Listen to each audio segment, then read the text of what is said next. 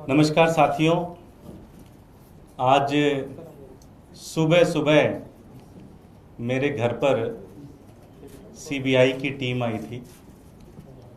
मेरा ख्याल है 3 से 4 घंटे उन्होंने मेरे 2 कमरों के घर में खूब छानबीन की, जहाँ जहाँ कोना हर चीज़ चेक किया। एक एक कोई किताब मिली तो उसके अंदर एक एक पन्ना पलट के देखा, बेड शीट चेक की, जितनी भी चीज़ें थी अलमीरा चेक की, सब कुछ चेक किया उन्होंने। उन्हें कुछ मिला नहीं। जाते जाते वो, जैसे मैं एमएलए था तो मेरे घर पे बहुत सारे लोग काम कराने आते हैं, तो आधार कार्ड की एक फ़ोटो स्टेट दे के जाते हैं। तो वो 15-20 आधार कार्ड की फ़ोटो स्टेट थी, कॉपी थी, वो लेके गए। और कुछ लेके नहीं गए, कुछ उन्हें मिला नहीं। 3-4 घंटे बड़े सघन रूप से उन्होंने जांच की। मेरा ख्याल है 5 से 6 लोग थे। खूब अच्छे से जांच की उन्होंने, एक एक चीज़ देखा। क्यों आए थे, किस केस के में आए थे, इसका मुझे आइडिया नहीं। ना उन्होंने बताया कि किस केस के अंतर्गत। उन्होंने एक डॉक्यूमेंट बस दिखा दिया कि हमारे पास सर्च वारंट है, हम सर्च करना चाहते हैं। मैंने कहा जी आपका स्वागत है, आप सर्च करें। उन्होंने खूब अच्छे से सर्च किया।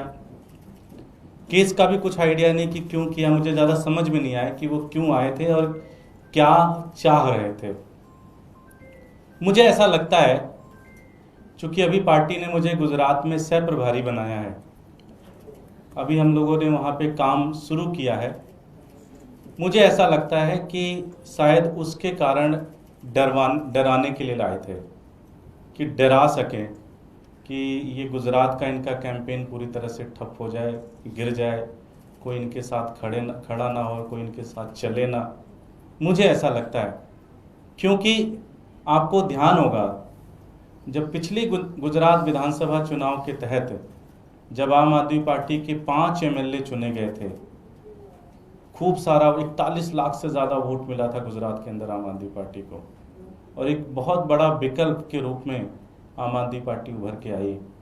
उसके बाद से ही आपको ध्यान होगा, अरविंद जी को अरेस्ट किया इन्होंने, मनीष जी को अरेस्ट किया, सत्येंद्र जैन साहब को अरेस्ट किया, संजय सिंह जी को अरेस्ट किया। तो मुझे ऐसा लगता है कि ये एक पूरी प्रक्रिया एक डराने की प्रक्रिया है। इसका एकमात्र मकसद ये है कि आम आदमी पार्टी के नेता लोग, आम आदमी पार्टी के कार्यकर्ता डर जाएं, घरों में बैठ जाएं और कोई काम ना करें। मैं एक जिम्मेदार नागरिक होने के नाते इस देश का, मैं ये चीज़ ज़रूर कहना चाहता हूँ कि सीबीआई या कोई भी जो एजेंसी है, उनको मैं पूरी तरह से कोऑपरेट करूँगा। जो वो मुझसे पूछेंगे, जो बेस्ट ऑफ माय नॉलेज होगा, वो सारी मैं जानकारी दूंगा। मुझसे वो जो भी डॉक्यूमेंट मांगेंगे, वो सारे डॉक्यूमेंट्स मैं दूंगा। जो भी मुझसे सहयोग की अपेक्षा एजेंसीज करती हैं, वो सारी सहयोग मैं पूरी तरह से सीबीआई का करूंगा या कोई और एजेंसी है उसका पूरी तरह से करूंगा, लेकिन डरेंगे नहीं। इसका पूरा मैं आप सबको ये वचन देता हूँ। आप में से किसी के कोई प्रश्न नहीं, किसी के कोई प्रश्न कुछ है, कुछ पूछना चाहते?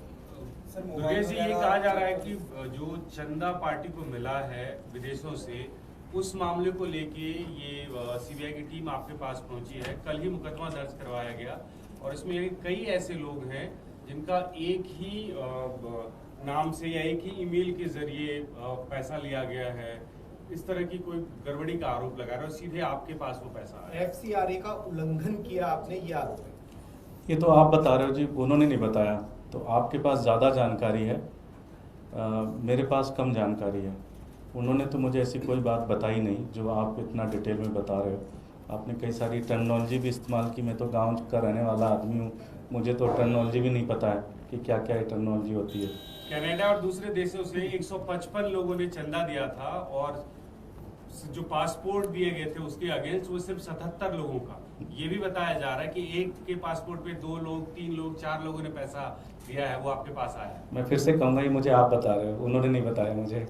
उन्होंने मुझे कोई जानकारी नहीं दी, ये सारी जानकारी आप दे रहे हो। थैंक यू जी। कुछ ज्यादा कह के गए कि क्या आगे के लिए कुछ पूछताछ नहीं, कुछ नहीं।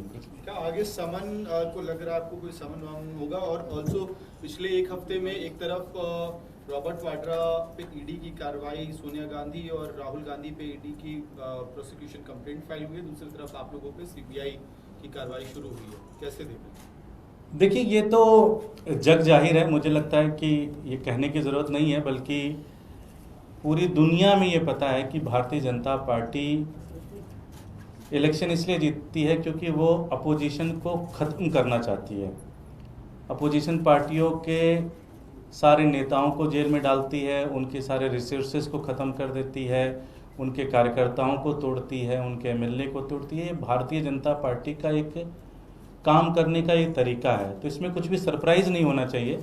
अगर आम आदमी पार्टी को वो ख़त्म करना चाहते हैं, बाकी दूसरी पार्टियों को ख़त्म करना चाहते हैं, तो ये उनका एक तरीका है ये करने का, जो कि लोकतंत्र में बहुत ही खतरनाक है, लेकिन वो करते हैं। Thank you.